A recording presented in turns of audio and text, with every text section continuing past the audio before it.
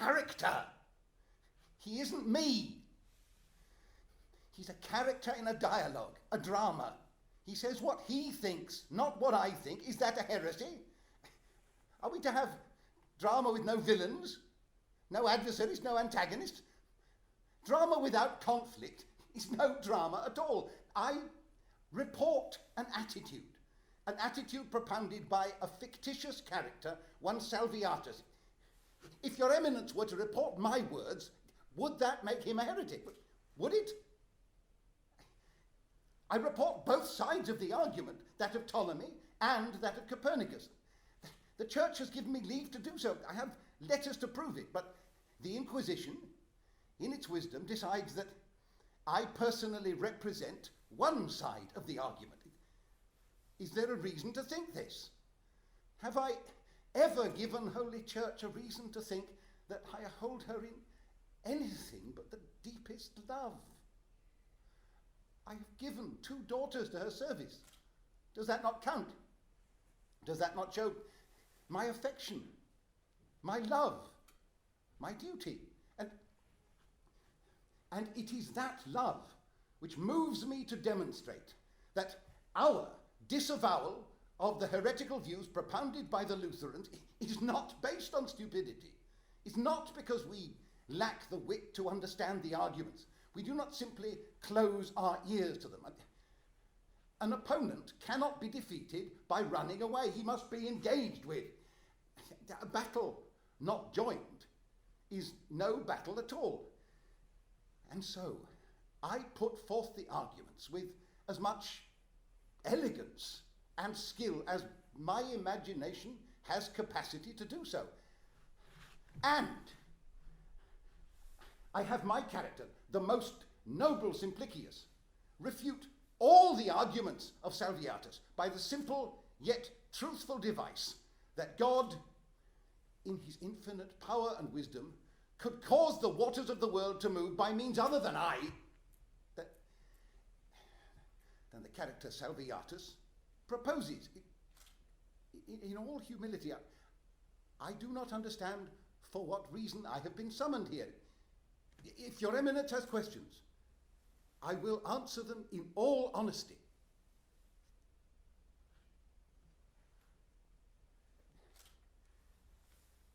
It is true. It is true. In my ignorance, in the past, I entertained the ideas of Copernicus with an unseemly semblance of enthusiasm, which I now profoundly regret. And I thank the Holy Church for her guidance in this matter, for her kindness in steering me from the temptation of the fire. But it is a path I have never personally followed. I have traced its route. I have traced its route upon the charts, but that is all. I have never personally ventured there. I have entertained.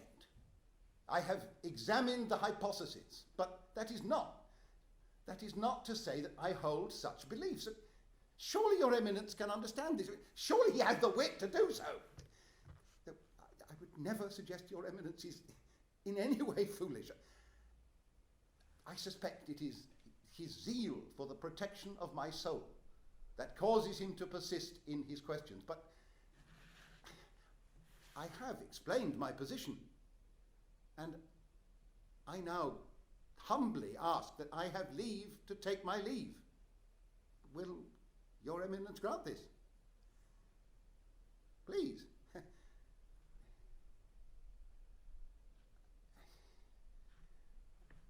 do not see that there is any more that I can say. You would not expect me to profess beliefs I do not hold, beliefs that would rightly damn my soul to hell. I know myself.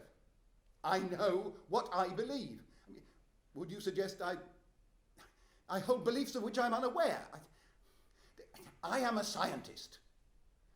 I make detailed observations. I see things clearly, and that includes my own mind. There is no room for self-deception. If you wish to test a hypothesis, you have to be precise in your observations. You have to read your instruments with clarity. You cannot allow personal prejudice to distort your perception. I can assure your eminence I have looked into my soul with the detachment of a physician, and I know that the heresies of which I am accused hold no lodging there, and there are no means by which I can be persuaded otherwise.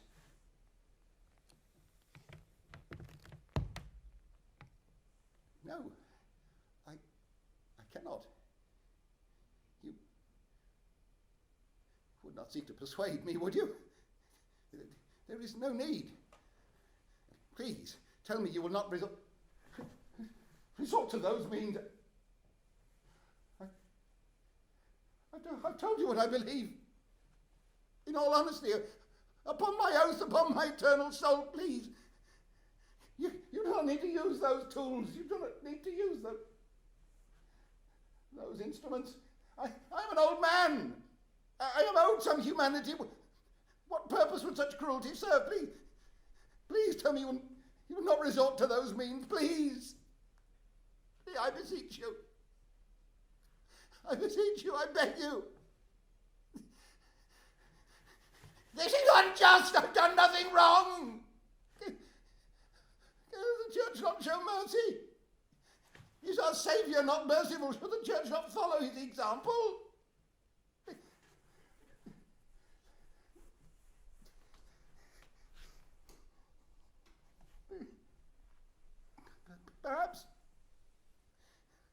Perhaps, Your Eminence, these things I cannot.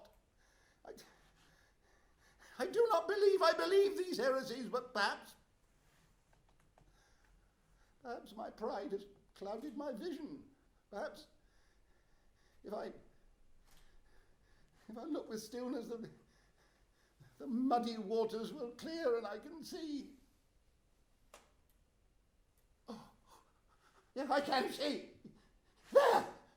In my innermost heart, that which I could not bear to confess to myself, but which I confess now to you. I confess that I, Galileo Galilei, do hold the false and heretical belief that the sun is the centre of the world and is immovable, and that the earth is not the centre and moves, and I fully and wholeheartedly renounce such beliefs and throw myself on the mercy of the Holy Court.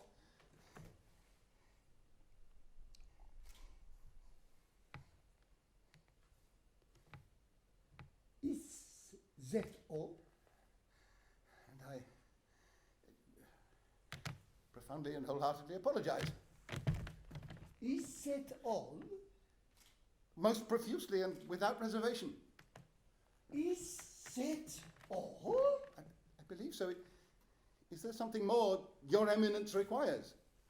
Is that all your confession? I think so. I have, I suppose, been guilty of a degree of pride as well. Do you have thoughts? Yes, my heretical beliefs, these I have confessed. Ideas? If Your Eminence will forgive me, I do not know to what he refers. Ideas about things you might want to do. I'm sorry, I still don't understand, Your Eminence. Why did you write that book? To disseminate foul and heretical ideas against the Church's teaching. You would be aware of the effects of your actions. Actions have effects. Yes.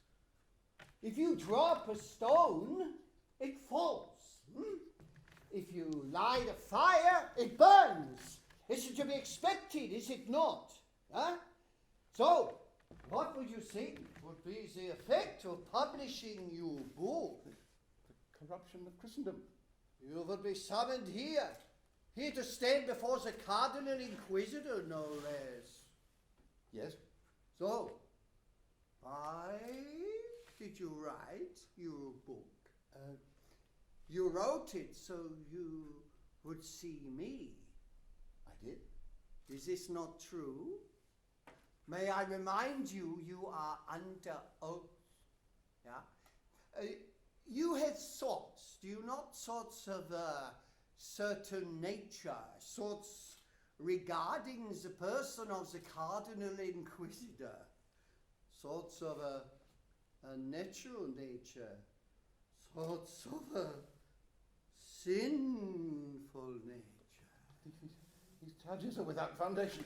Look into those waters. Those thoughts are there.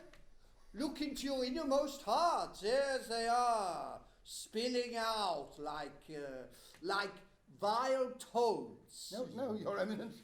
Eh? You gaze upon my person with a lecher's eye. This is untrue. You are infatuated. Your whole universe revolves around me. No. You cannot hide. You cannot hide from the eyes of the Inquisition. You cannot hide from the eyes of God. Are you all right, Signor Galileo? I'm sorry, Your Eminence. It's an effect of the gas. Oh, these thoughts, they're not of my choosing. They come to me. They come to me without my asking. They're only thoughts. Sinful thoughts. Whosoever looketh on a woman to lust after her has already committed adultery with her in his heart. Yeah? He who looketh on a man has already committed sodomy. Do you confess your sin? Do you confess your sin? Yes. And what happens to sinners? What happens to sinners? They're punished. They are punished, and so you must be punished. Now, what punishment is fitting for such a sin? What punishment? Beating. What punishment? Beating, sir. Beating. And so are you ready to take your punishment? Yeah. So, you had better bend over.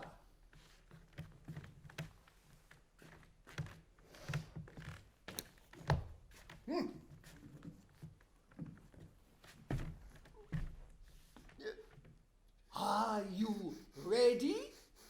Yes. Are you ready? Yes.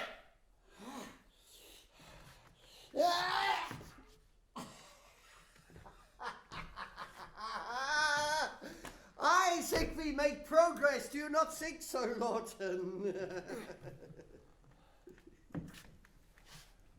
So you know. I know. Where is Elsa today? Will she be joining us? No, she has things to do. Oh, that is a shame. She said to send you her love. That is kind of her. She said to give you a kiss from her. Oh, did she? Can I have it, please? What? Can I have my kiss, please? But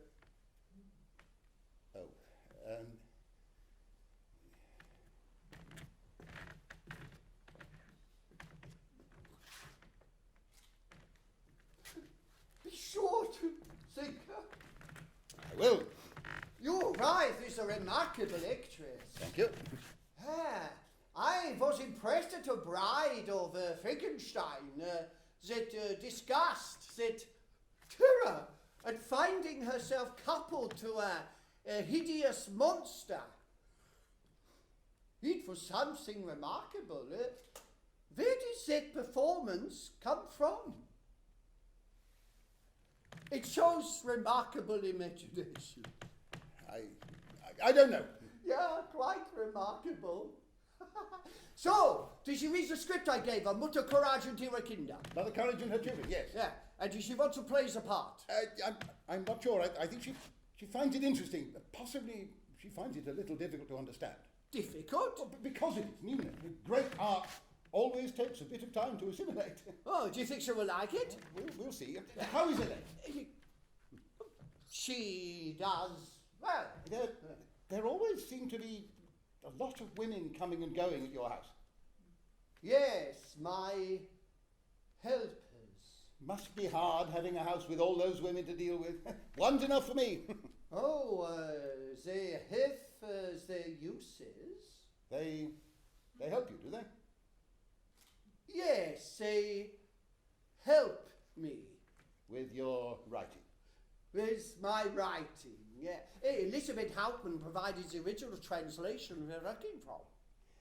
Yes, well, here we are.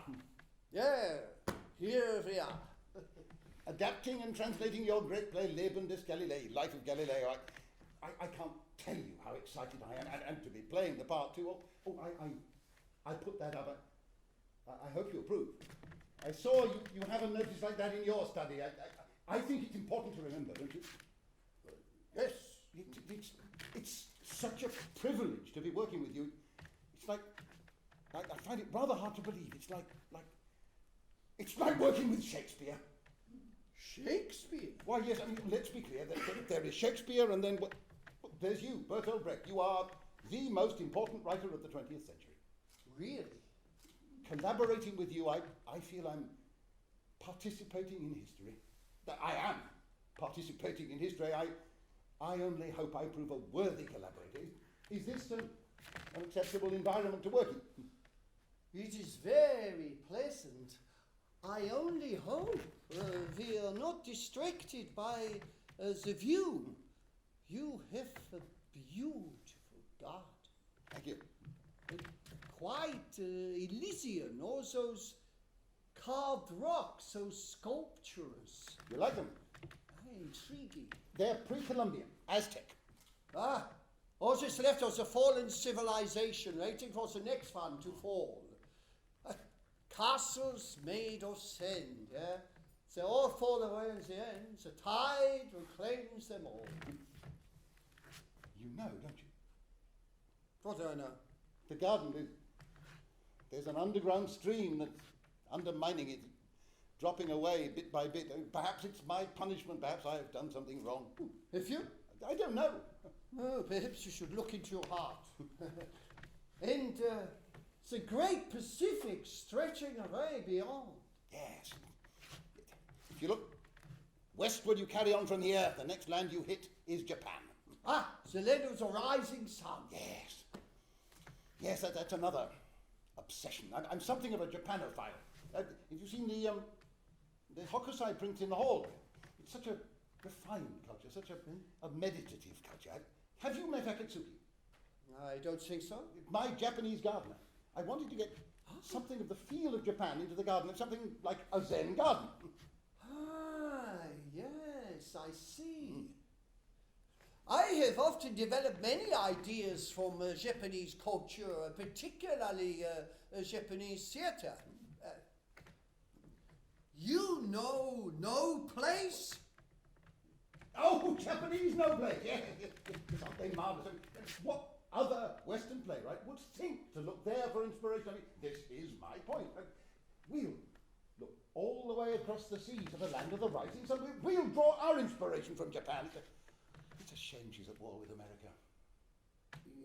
It is a perfect place to work, yeah. Oh, yes. This is a wonderful country. This is where the pioneers come. Well, that's why you've come here, isn't it? Actually, I was fleeing from the Nazis. But yeah, I do hope there may be opportunities. Oh, but there are, aren't there? I mean, this is an opportunity, isn't it? We will see. There's such a lot for you here. New country, new world. What better place for new theatre? Well, it's like heaven, isn't it? Oh, like we had died and gone to America. You've filed your first papers, your naturalization papers. Yes. So you're planning to stay? You are going to stay, aren't you? We will see. Oh, you have to stay. I mean, artists like us, pioneers like us, we have a duty to come here. I mean, that's why I called my production company Mayflower.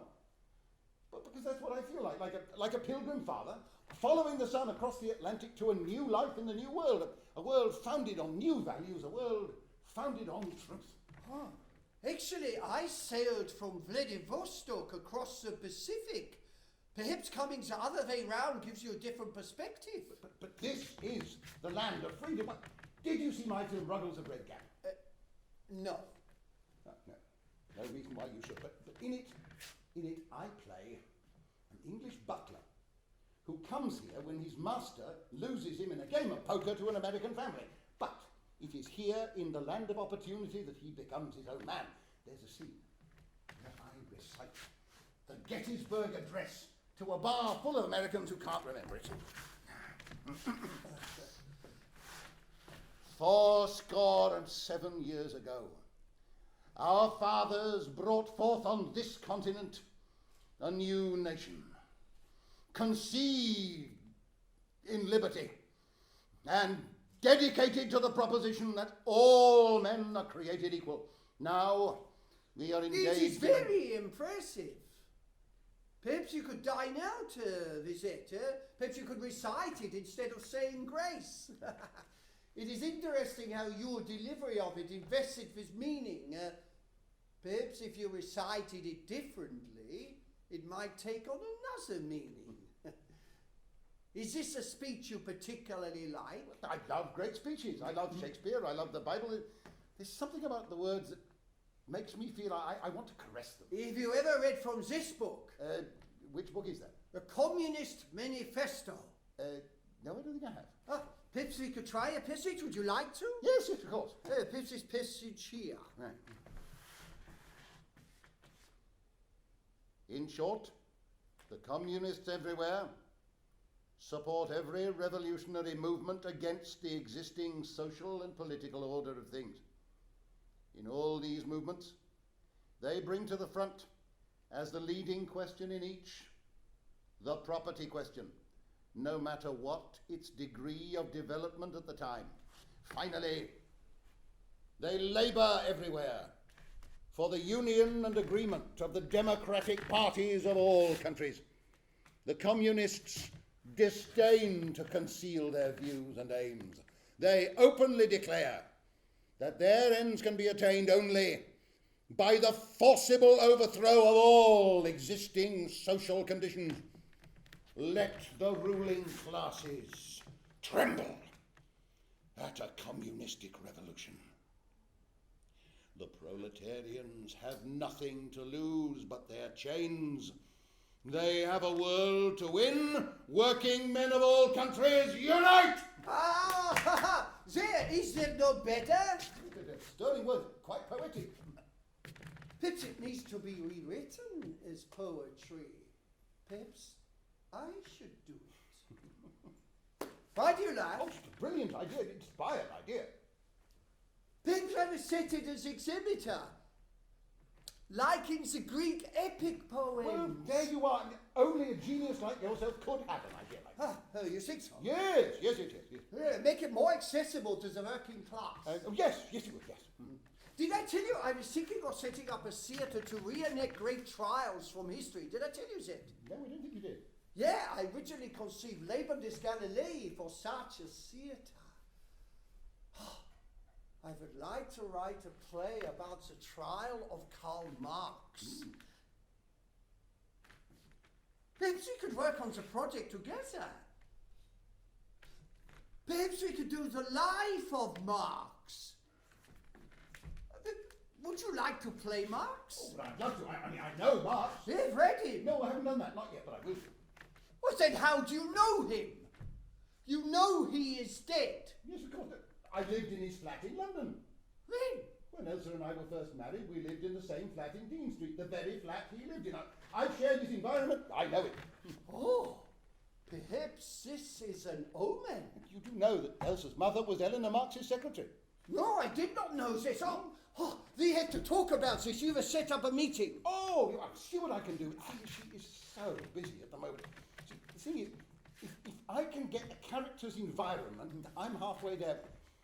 When I was preparing to play Henry VIII, did you see that film? Oh, of course.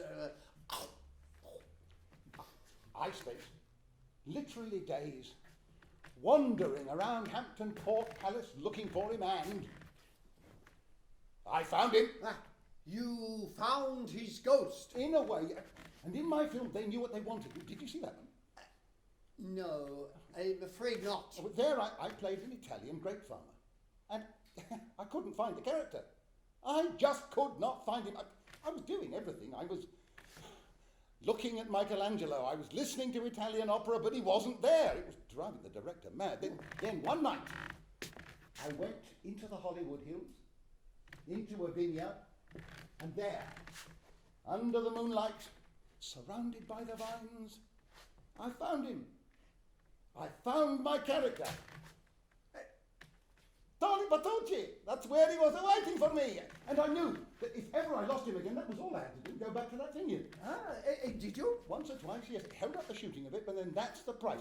It's the same with costume. If I can get the costume right, I'm halfway there. When I was playing Bligh in Mutiny on the Bounty, I found the original records of his uniform from his outfitters in Bond Street, and I had him. All of them. Yes! I found half of Galileo just from wearing this. Oh, perhaps if you wandered round your olive groves, you might find the rest of him. It might save on a trip to Florence. Might just do that. You must get quite a crop. What do you do with all of them? Well, nothing really. Oh, Jean Renoir had a go at pickling them once, but it didn't go very well. Just ended up with a lot of olives and water all over his floor. Have you seen his father's painting at the top of the stairs, The Judgment of Paris? Yes, very impressive. Quite an eyeful, isn't it? You know, Jean.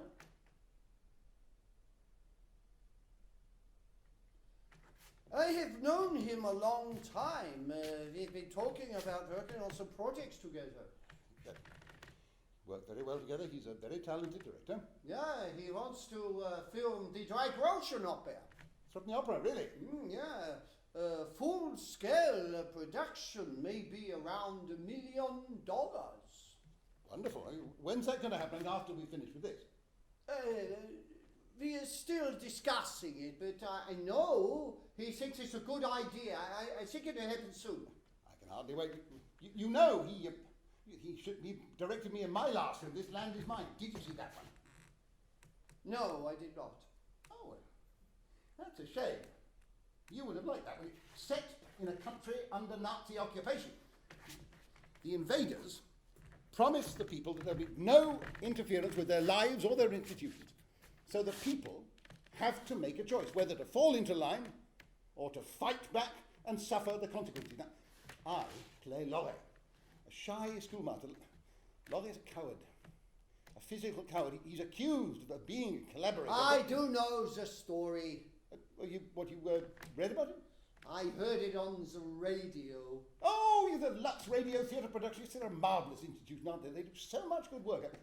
I've appeared in lots of their shows. It's delivered with such authority by Mr. DeMille. Yes, dear Cecil, I owe him a lot. Did you like it? I found it very interesting. Yes, there's a lot of food for thought in there. Yeah, I never knew that other brands of soap flakes make your colours fade in the wash. But with Lux Flakes, your colours stay as bright and fresh as the day they were bought. The message from the sponsor. Yeah, and produced and presented with such authority by Cecil B. DeMille. I would recommend Helen buys Lux Flakes from now on. We owe a big debt of gratitude to Levers. They've been very supportive. And they pay you money. They pay for everything. And you think it's okay to take their money? Yes, I think so, don't you? No! What, have you got something against soap? Oh, Don't you? oh, perhaps I could use a little bit more. More? Ha! You want to bow to this yoke? You want to perpetuate this evil? Which evil? Soap! It's just soap. No, it is a sop. A sop thrown by the ruling class to the working class. No, not thrown. Sold. Sold to the honest workers. A hollow promise to deliver them from the dirt. To deliver them from their shame. A tax on their earthliness. A tax on nature. Never really looked at it like that.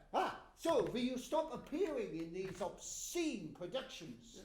Well, sometimes the ends justify the means, don't they? I mean, look, if you want to get the message across, sometimes you have to look for support from sponsors, even if you don't fully approve of them. And it is an important message, isn't it? Yeah, buy Lux soap. No, it's about the struggle for truth.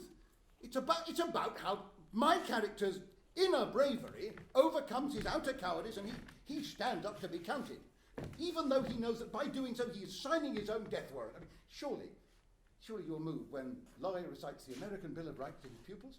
Oh, very moving. A rival for the Gettysburg. It's the same as Galileo's struggle. I mean, even if he cowers at the sight of the instruments of torture, he still keeps his inner bravery. He still fights to bring the truth to the world. Is it your struggle? It's all of our struggles. Do you have inner bravery? Or do you have inner cowardice, yeah? You do, don't you? You have inner cowardice. You have intellectual cowardice. I don't know what you mean. You have intellectual cowardice. You cross the line. What line? It's a picket line. Outside the studio, yeah? Those workers are only asking for a decent living wage, yeah? Just asking for your support. But I suppose it was too much to ask from Hollywood royalty. Did you even notice them as you passed by in your carriage? You heard about that? Of course I did. I read it in the papers. I read it in the Hollywood Reporter. but I did it for you, Brecht. But I did it for the project. We need money. Hambledon can only put up so much. I'm not... Perhaps I'm not so royal as I once was. I mean, my name doesn't come at the top anymore. I have to take work. I can't afford to turn it down. Perhaps some other way to raise money? Such as? You have a large art collection. Perhaps a few of those might raise a bit. I'll sell the Renoir. It's just a vulgar thing anyway. All those pneumatic women flaunting themselves, not really my thing at all. Jean won't really mind if I sell his father's paper. You can smooth it over with him for me, can't you? So what do you think? Should I sell it? Oh, no, perhaps we should not be hasty. Whatever you think. Look, I will willingly sell it if you say it's a good idea. No. Let us hold back a while.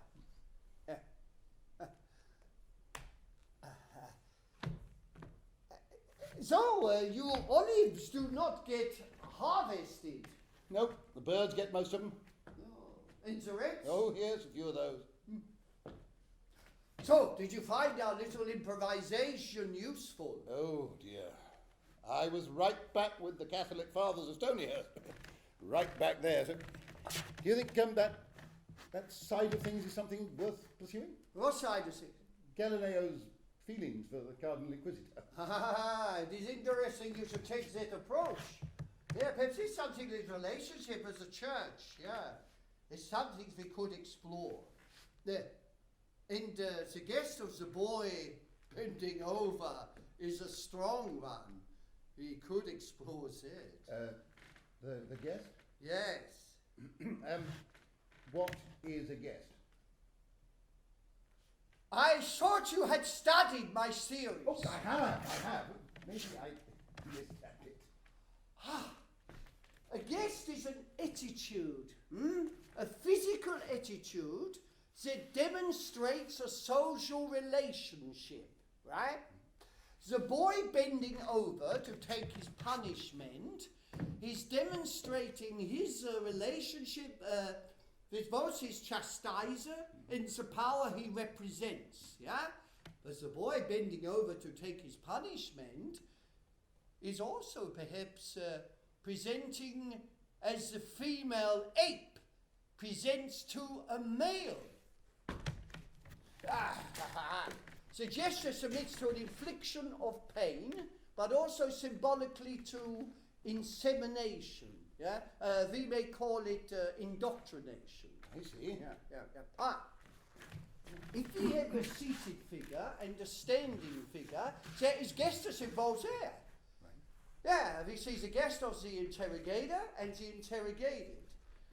We see the power of the interrogator in his superior stature and his mobility. Yeah, while the interrogated is restrained and immobile in the position of inferiority. Yeah, but in that same physical relationship, we may also see the shamed schoolboy standing before his master, who reclines relaxed before him.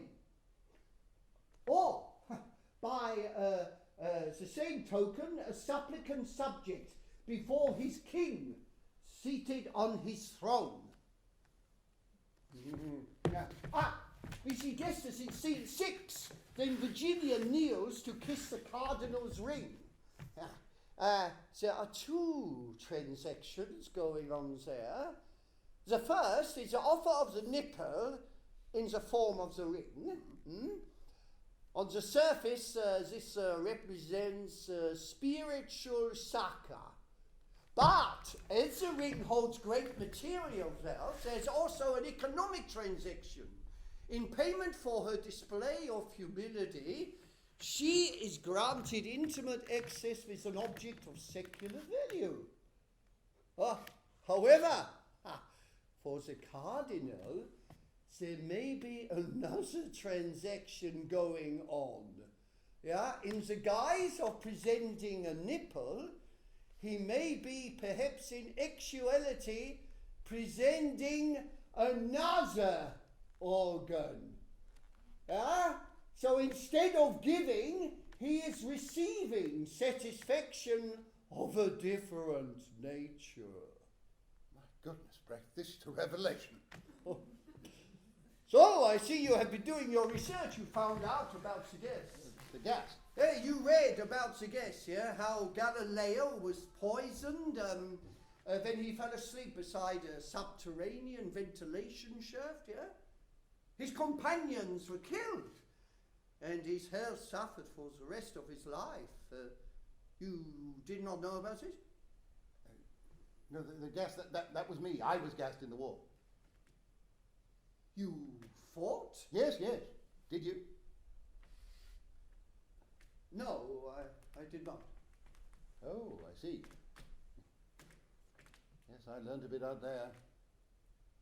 What it is to be gassed. Gassed till my trachea bled and my back oozed pus. I still carry the sores, they never healed. My back's a massive scabs. And I know what it is to bayonet young German men through the heart.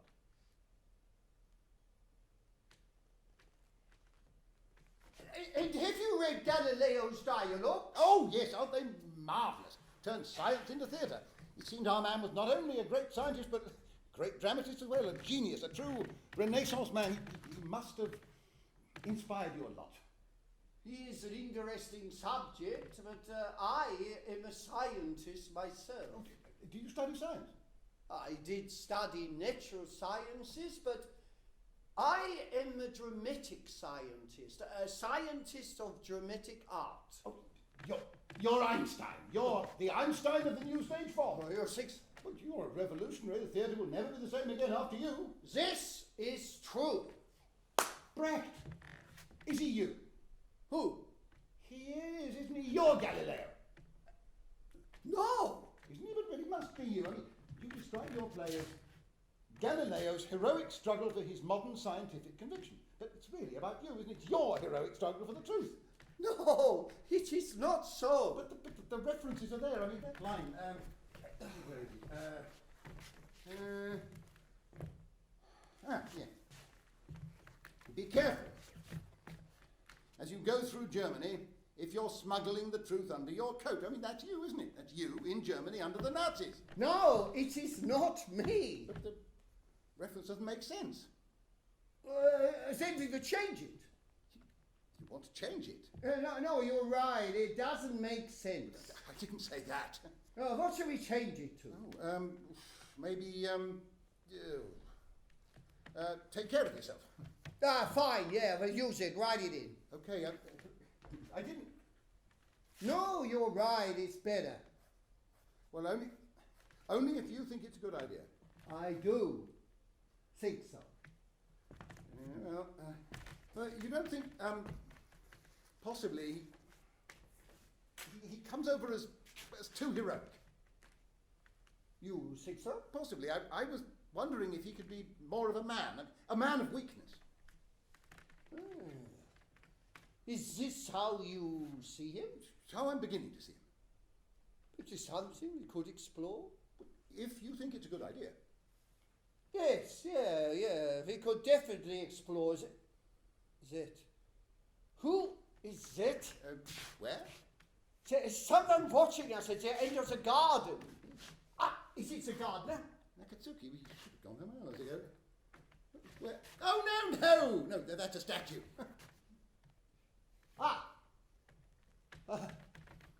Is it Priapus? You know, Galileo has a statue of Priapus in his garden beside the sundial. Yes, I do. Yeah. You know, Priapus has a very large erection. Erection, yes. You knew about this? Yes, I did. He is an earth god, yeah? A god of sensuality, yeah? He emphasizes Galileo's sensuality. Is it Priapus? No, I'll tell you who that is. That is Nanahuatzin, the Aztec god of the sun. Do you know of Nanahuatzin? No. Yes.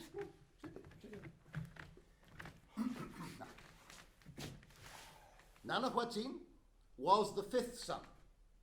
The previous son, Calchiutlicue, had been struck down by two jealous gods. So the other gods formed a council to decide which of their number should replace him. And they decided that the last son should sacrifice his life so that the world and its peoples should be saved. And two of their number were chosen. The first was Tekistecatl.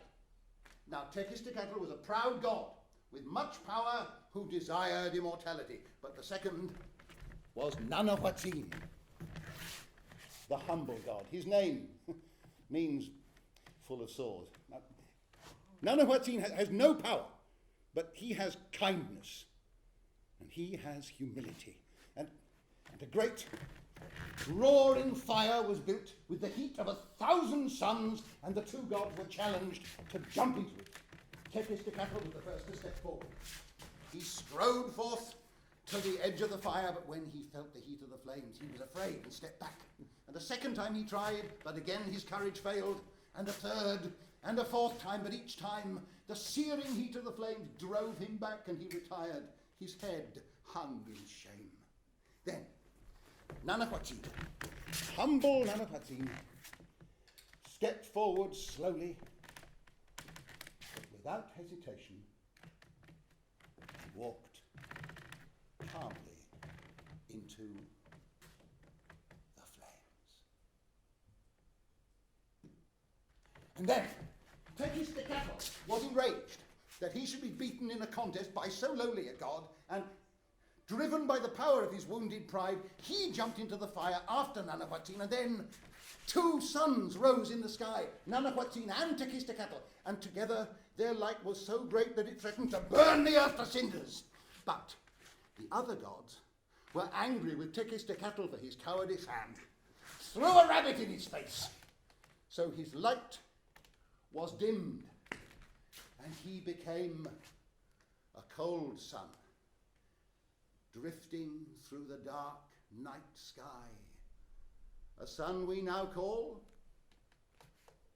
the moon, doomed to chase the true sun through the sky forever, but never to shine as bright.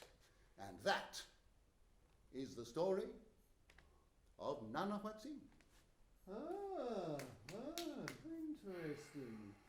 And then your humble god went on to demand thousands of human lives, yeah? To demand thousands of human sacrifices to persuade him to keep on moving through the sky. Is that not correct? Oh, that came later. Powers, cruel, cowardly powers appropriated the myth, appropriated it and turned it to their own ends, and turned kindly, humble Nanahuatzin into cruel, warlike Huitzilopochtli. Nanahuatzin cannot be held responsible for what other people turned him into. Can I share something with you, Brecht? There's a thing I do, a secret thing, when I'm alone.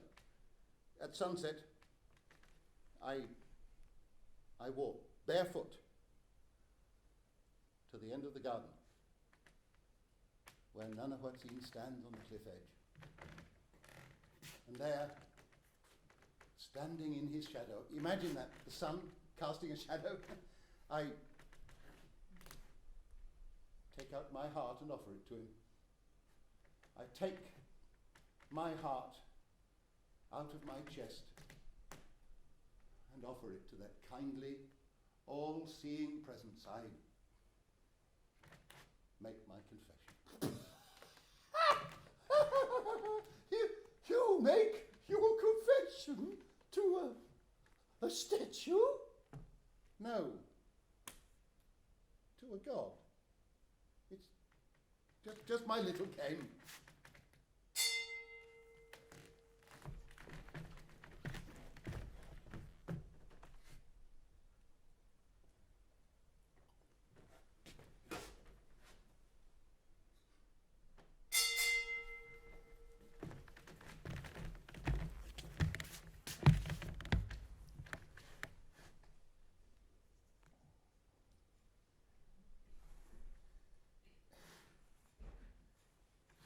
Have I offended?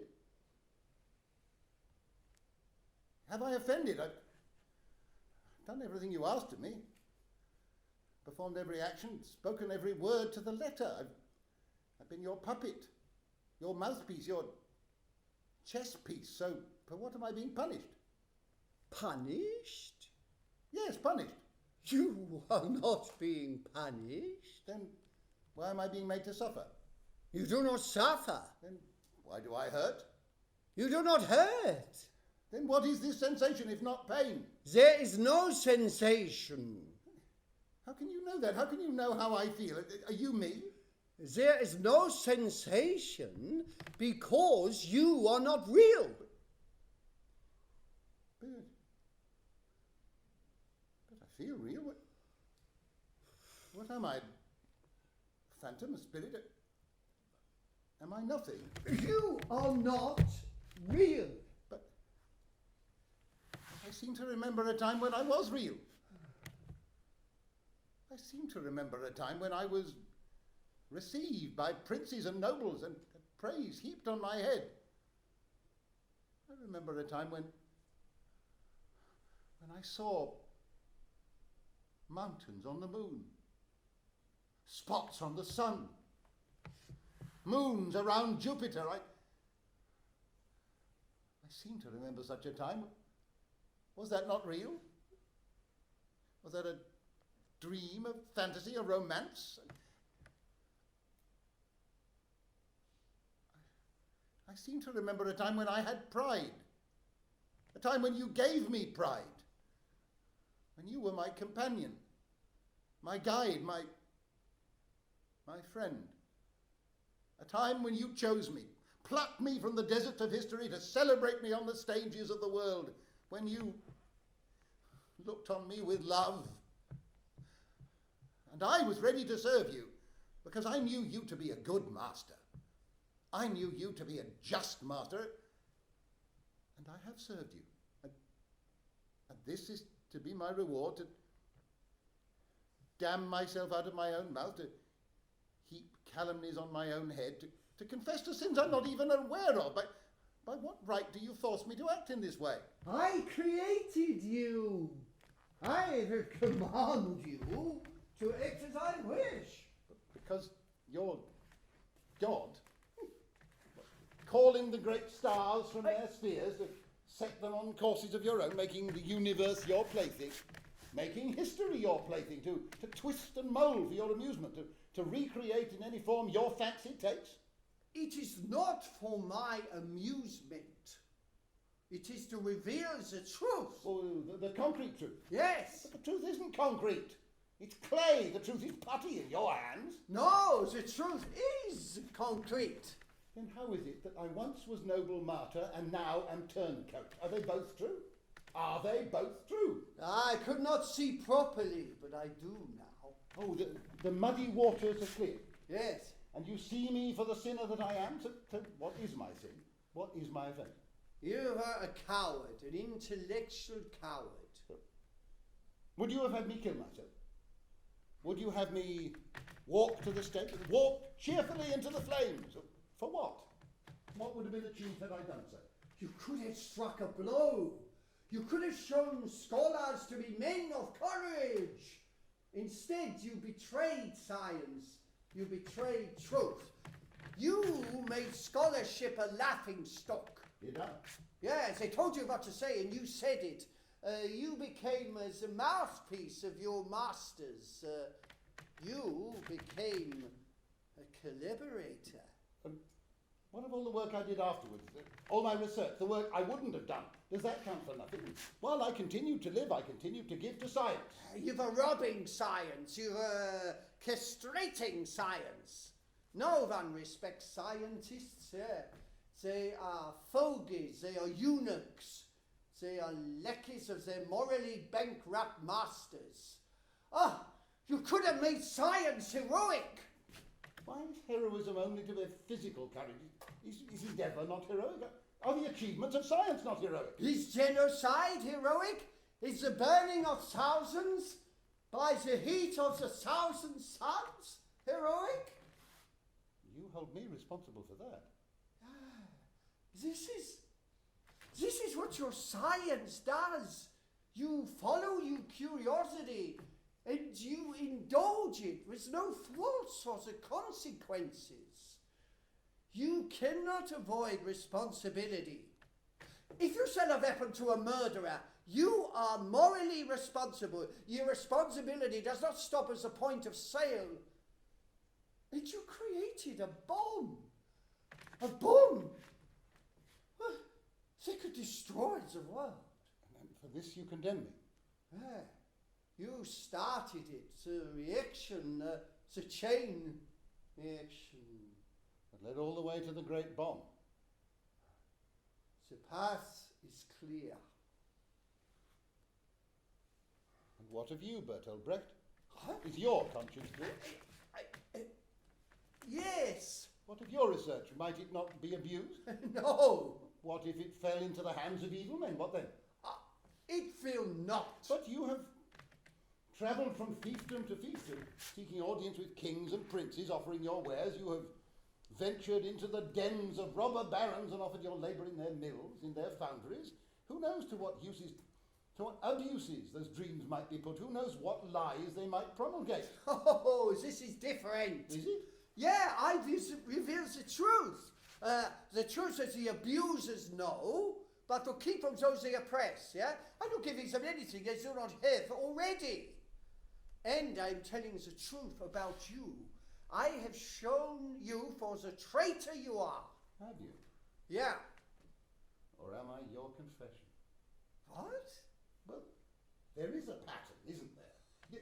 Now you create your heroes. You give them qualities, you give them virtues, you make them gods created in your image. But you know your failings, so you know theirs, and for that you destroy them. Wash those feet of clay, they will crumble away. You do not condemn me for my cowardice. You condemn me for yours. How would you have reacted if you'd been shown the instrument? You run from the sight of a feather. The first clink of the keys, you scuttle halfway around the world. Must I burn for your crimes another stick? Another faggot waiting to be tossed on the bonfire of your vanities? No, these are your crimes. I spotted you, I discovered you, I denounced you. You call your theatre a hammer to shake the world, but it's not a hammer, is it? It's a fetishist whip to beat yourself with. Yes, this is not true. Or are you a jealous god? Is my crime hubris? Oh, is that it? Is it my crime that I have discovered theories that can be tested, theories that might one day achieve the lofty status of truth, theories that might make mankind as the gods? Are you angry that my theories dwarf your own? Your theories, what are they? Your theories that will revolutionise theatre, create a theatre for the working man. Oh, how kind of you, how gracious, how gracious. Creating a theatre specially for the downtrodden proletariat. You, the beggar king, Spartacus, rising up and leading the slaves to rebellion. Creating a theatre for the working class, such as only a child of the working class could. One born out of the soil, born out of the dirt. Was it hard for you? Was it hard growing up in your rustic hovel, eating stones? Perhaps as you shivered in the cold, you dreamed of a happier Bertolt.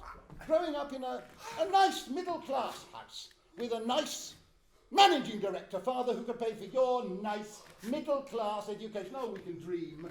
We can dream. Do you recognise that dream, do you? The awkward dream that mocks your myth? The myth of Brecht the wise. The myth of Brecht the humble. I am humble. There is no man more humble than me. Do you really think? Do you really believe there is any comparison between you and me, between you and Newton, you and Einstein? Einstein, your theories, what are your theories, your working class theory? A wooden puppet carved from a log, an unearthly clown of a puppet that twists and writhes in contortions your audience can do nothing but gawp at in bemusement. These are the creations of your science. Your science. There is a word for such a thing. Pseudoscience. Why do you come and talk to me like that? Do you know who I am? Do you know who I am? Yes, you're Bertolt Brecht. Do you know who I am? Yeah, you are nothing, I say. I want to stop this. Oh, I'm sorry, Brecht. I didn't mean to upset you. It's just that there were a few questions. Is that what you think? No, of course not. I just needed to reconcile our character with the historical one. I just needed to explore. We do that as artists, don't we? You think my theories are pseudoscience? No. But I'm sorry. Did I cross the line? I'm sorry if I did I?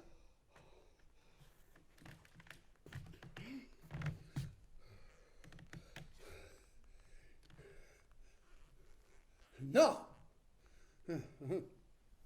You're right. We have to change it, don't we? Oh, yes. Well, it has to be addressed, doesn't it? If science can obliterate an entire city in a second, well, it's the wrong sort of publicity, old boy, isn't it? We have to address it. He has to confess it, doesn't he?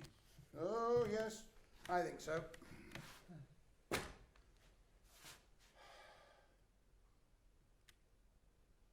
Doesn't exist anymore. All gone. Just dust. Akatsuki was distraught. I gave him the week off. Half the garden crumbled away to nothing. Have I done something wrong? It is just how it goes. How it goes. Can't resist the force of history. No. Elsa thinks we should sell before the rest of it goes. Is Elsa coming today? No, she isn't. Has she finished the script I gave her? I think she's getting on with it. And she'll get back to me when she's finished. Yes. She'll be perfect for the part. You have told us that, huh? I found the most wonderful boy to play Andrea. A chap called Bill Phipps. Quite by chance I came across him, actually. I had a bit of time on my hands, so I thought I'd pop by the Actors Lab, catch a show the students were doing. There he was.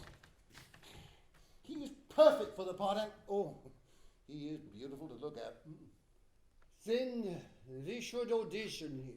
Oh, I don't think we need to do that, but I've read with him already, and the way he gazes at me with the eyes of an adept gazing at his Taoist master, that look of respect, wonder, of love. I mean, we found in Brecht. No need to look any further. Are you sure? Absolutely. Then that is good. Well, we should go to the Actors Lab together. We might be able to fill a few more parts. Will you come with me? Yeah, we shall go together. I'll let you know the next time they've got something on. We'll have an evening out. Oh, Did I mention we're going to have to finish a bit early today? I've got to go and do another radio show. No, you did not mention it. Is it the Lux Theatre? Oh, yes, the very same. We're doing The Canterville Ghost.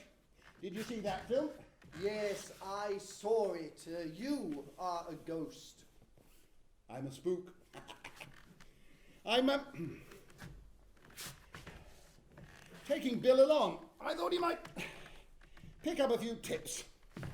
Perhaps I should come along. I would like to meet this actor. Oh, all in good time, Brett. I thought I'd do a bit of work with him on the lines after the show. You know, just him and me.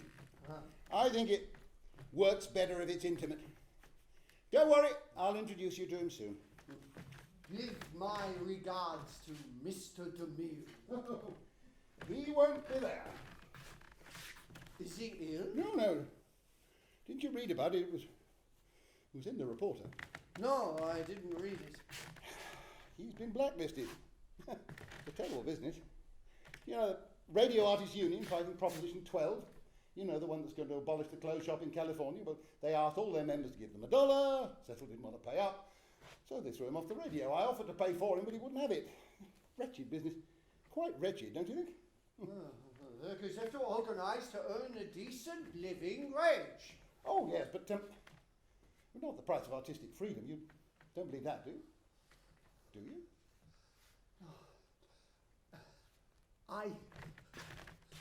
I think people are watching me. What's that? People are watching me. Who's watching you? I don't know. You think you're being what? Well, that's because of the magnitude of the work we're doing. It's the eyes of the world. It's natural to feel that. No, cars stop outside my house. People sit inside. They're watching. Perhaps they just parked there. I mean, everyone's got to park somewhere. They're watching. In the telephone. They're listening. You're just tired, Brett. No one's watching you. You moved him. Who? Oh, Nana Hutchie. Yes, I think he's happier on the terrace, don't you? You see what I mean about the eyes? They're quite penetrating, aren't they? They are. But benign. It's good to shine a bit of light on things, don't you think? Are they? Are they what? Are they benign? Yes, don't you think so? I think perhaps it's the other one, the one he became, the cruel one. What, Huitzilopochtli? Yeah. No. Oh, that's Nana Hutchie. I mean, look at those kind, gentle eyes. Who else could it be? They may appear gentle at first, but if you look closely, I think perhaps there is a hint of cruelty. Do you think so? No, I don't think so. It was lucky you moved him before the landfall. Was it a premonition? Well, no, I was here and I felt it. I felt the ground shaking and I ran all the way to the end of the garden, picked him up, carried him to safety, the ground falling around my feet. But you could have been killed. Yes, I suppose I could have, but well, when you value something, you're prepared to die for it, aren't you?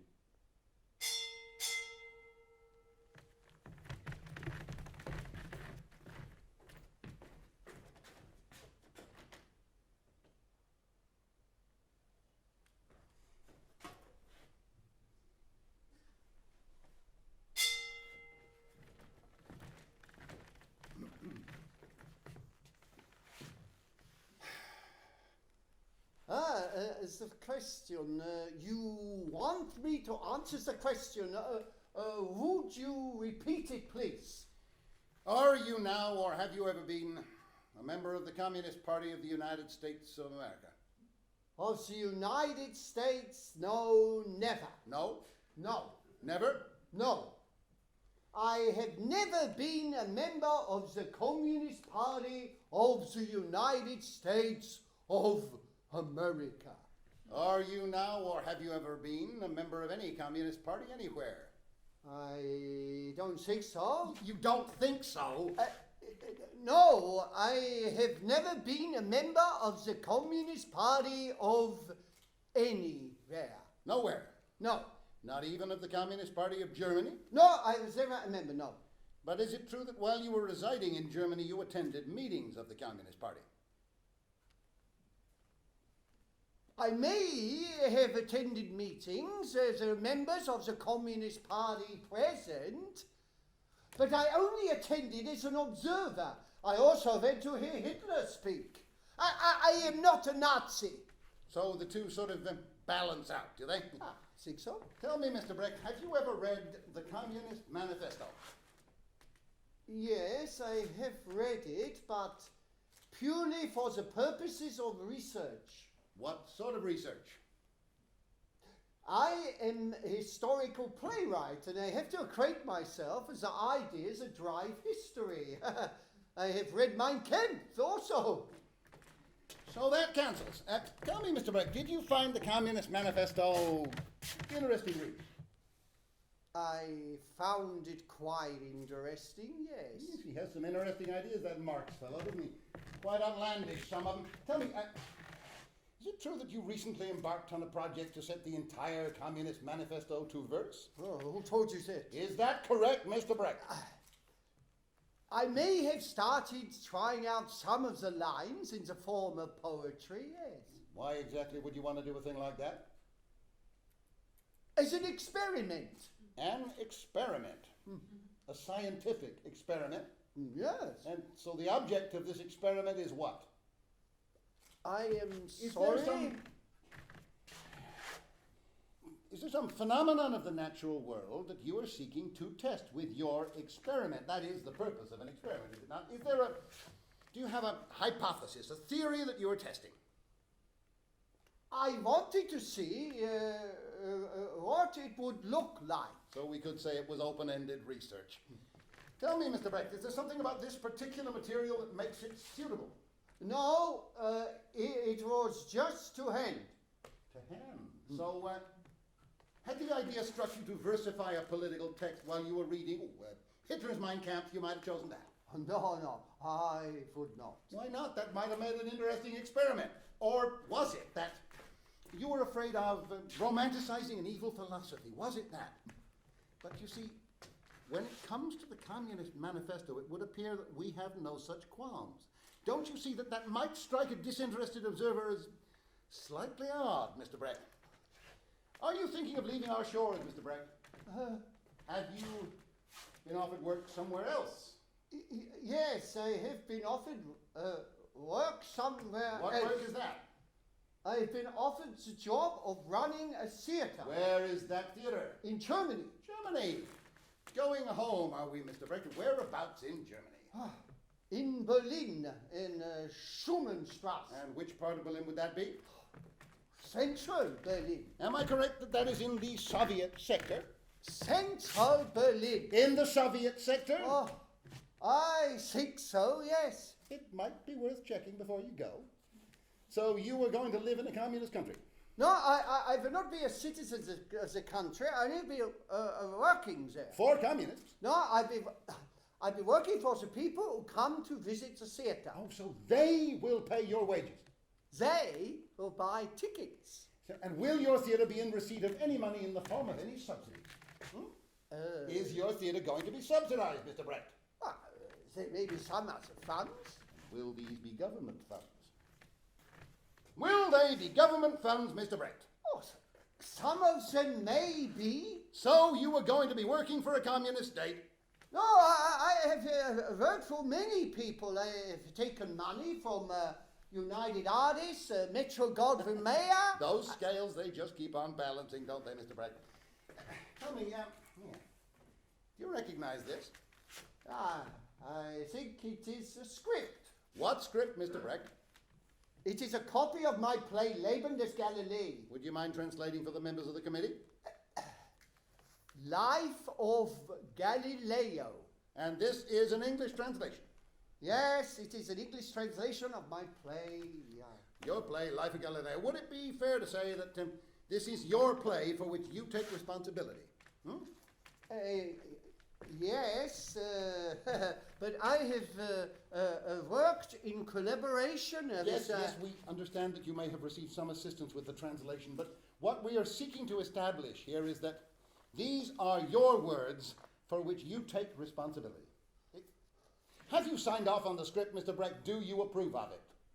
Yes. Good, I'm glad we've established that, and this play is going to open at the Maxine Elliott Theatre in New York in December. Yes. On Broadway. Yes. So what is the play about? It is about the Italian Renaissance scientist Galileo Galilei, who put forward the Copernican view that the Earth orbits around the Sun, and the Catholic Church's suppression of this truth. Would you say this is a symbolic play, Mr. Brecht? No, it is a historic play. Is it an accurate depiction of history? Yes. Really, Mr. Brecht? Is it not true that there are some facts you change? For example, Galileo had 2 daughters who he put into a convent, and he also had a son. In your play, he has one daughter, Virginia, who is about to be married to a rich landowner, and we hear no mention of the other daughter or of the son. Why the difference? It makes the play less complicated and helps to bring out the meaning. The meaning.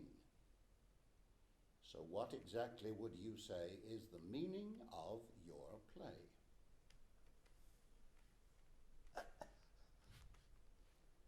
I am telling the story about Galileo Galilei. So what is the meaning of the story? It is up to the individual. Is there a message in your play? No. Would it be fair to say that this is not so much a play about the struggle for scientific truth as a struggle of another kind? No. Would it be fair to say that your play has an agenda? No. An agenda that can only be described as decidedly left-wing. Throughout your play, we have the main character, Galileo, speaking about the oppression of the peasants and the abuses of the landowners. In scene 8, I think it is, speaking of the suffering of the peasants, Galileo has the line... The wine has been drunk, their lips are parched, so they had better kiss the cassock. What does that line mean? It means what it says. Would a fair interpretation of that line be that if the peasants have nothing to drink, they can take comfort in religion? It might be understood like that. Would that not be the same as saying that religion is the opium of the masses? Now, who was it who coined that phrase? Oh, it was Karl Marx! Is that what you believe, Mr. Brett? No. But these are your words. No! I thought we'd established that they were. No, they are not my words. He is a character. He is not me. And I am telling the truth. I have shown him not to be a hero. He betrays the truth. Like all communists do. Is that not correct, Mr. Brecht? Because when you get to the bottom of it, every communist is a coward. Are you a coward, Mr. Brecht? Are you a coward or are you a man of courage? Would you stand up and be counted if the occasion arose? If I asked you, do you believe in the communist cause, how would you answer? Do you believe in the communist cause, Mr. Brecht?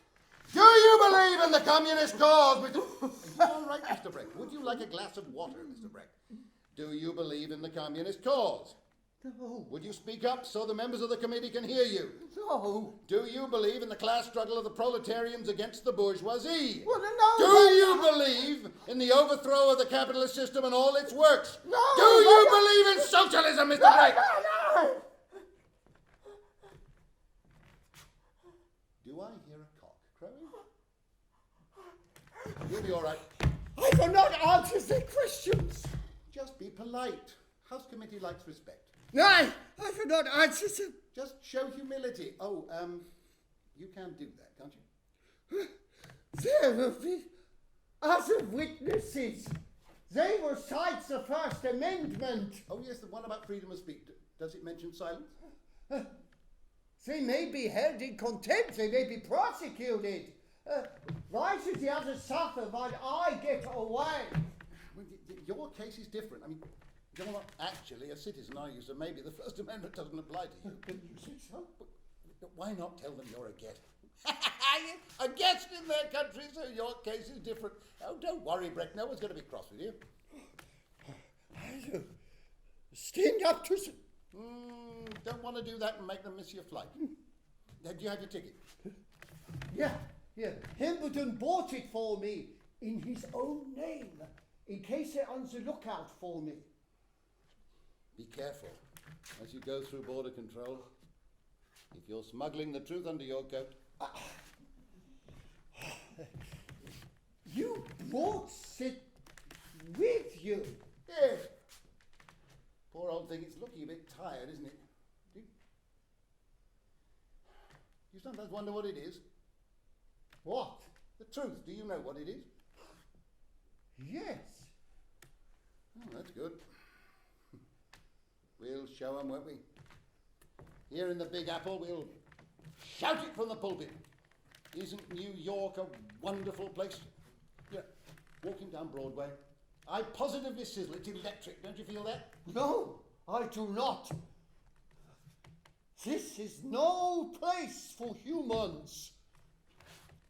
I walked down Wall Street, and there were stone giants towering up on either side, watching me.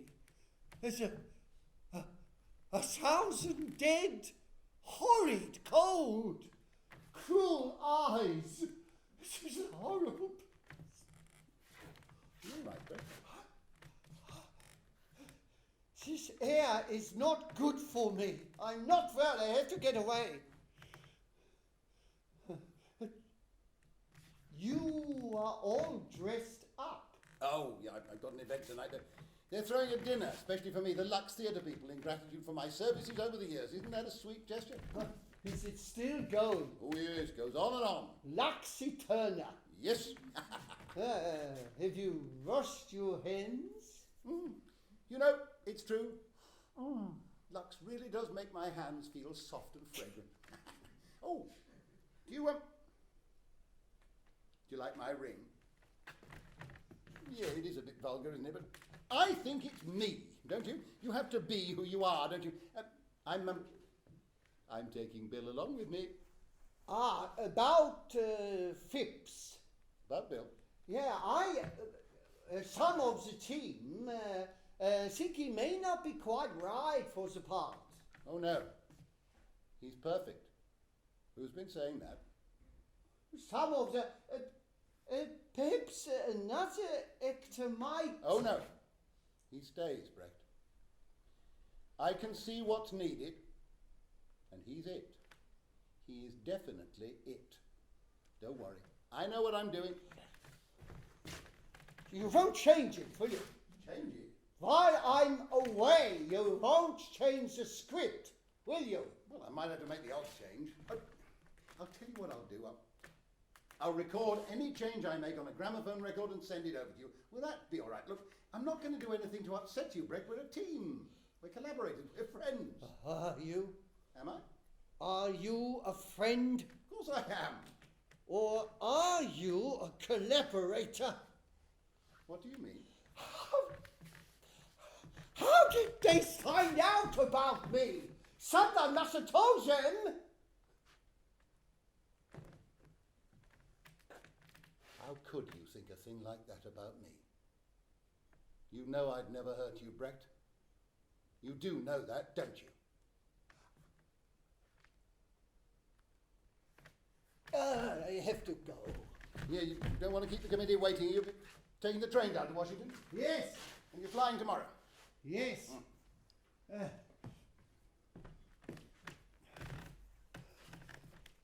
This is for you. Oh, what's this? It is a book of poems. I wrote them myself for you. Oh.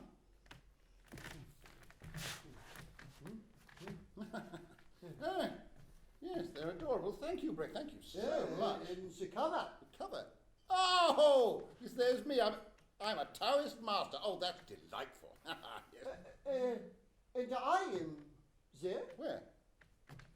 Oh, yeah, there you are. You're offering me some poems. Oh, you're so small I didn't notice you. Now, what's this?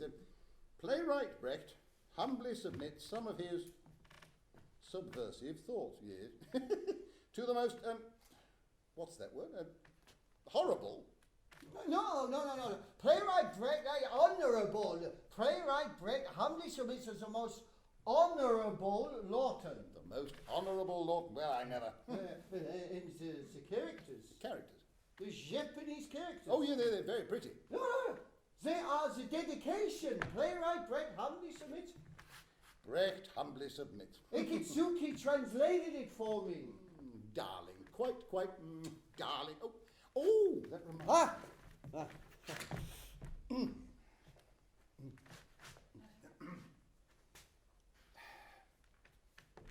Elsa asked me to return your script.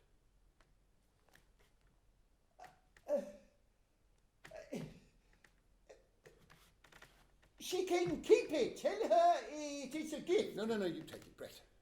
What? Has she finished it? Yes, I think she has. Does she like it? Yes, just take it, Brett.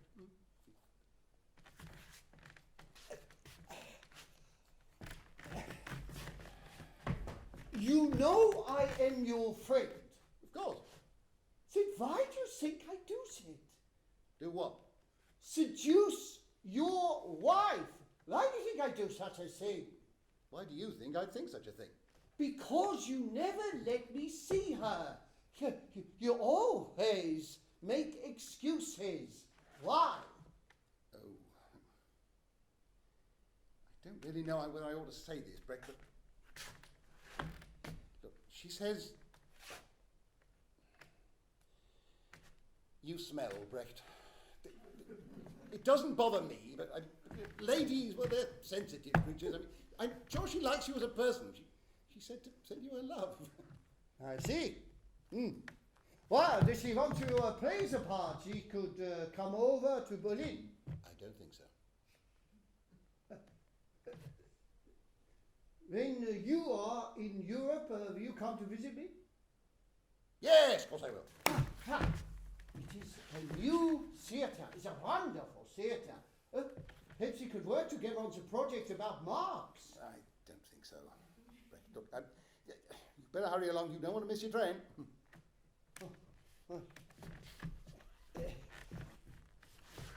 Do you remember what you said when we started translating the play? What did I say? About Shakespeare? About Shakespeare? What did I say? About Shakespeare and me? Oh, yes, I do remember, yes. What did you say? I said, there's Shakespeare, and then there's you. There's you, Bertolt Brecht. Do you still believe it? Of course I do, yeah. No, damn it.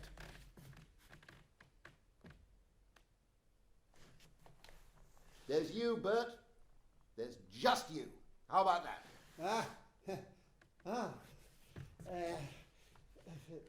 So, this is goodbye.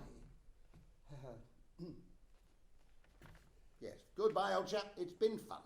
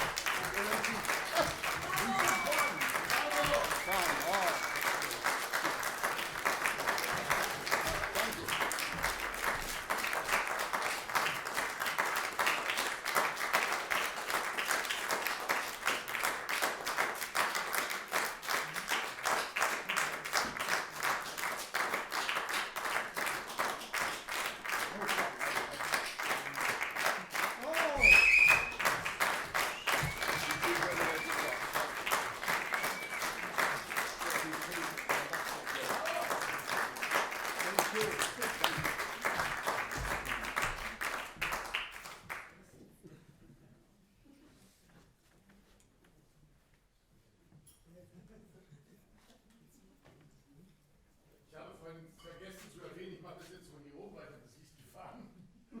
Dass es eine große Freude ist, dass Mr. Anthony Schafsel, der Regisseur, dabei ist. Genauso.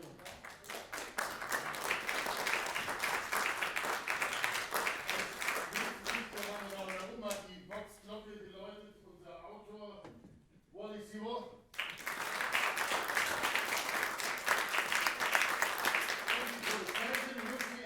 Thank you very much for coming.